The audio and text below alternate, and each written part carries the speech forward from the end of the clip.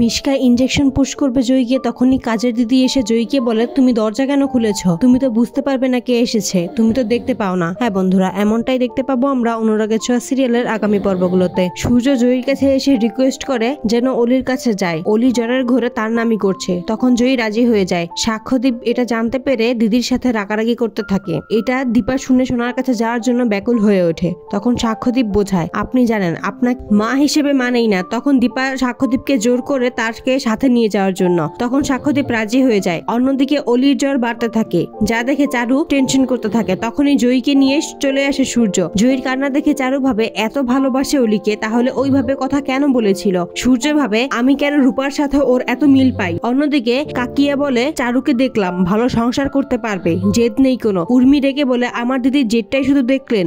কাকিয়া সাক্ষ্যদীপ ও দীপাকে নিয়ে বাজে কথা বলবে। তখনই উর্মি কাকিয়াকে বলে, আমার দিদির চরিত্র নিয়ে কোনো কথা বলবেন না। ওলি জ্বরের ঘরে বলতে থাকে, চারুই আমার মা, জয়ী আমার সাথে কথা বলে না। বাবা তুমি চারুকে বিয়ে করো, সবকিছুর জন্য মা দায়ী।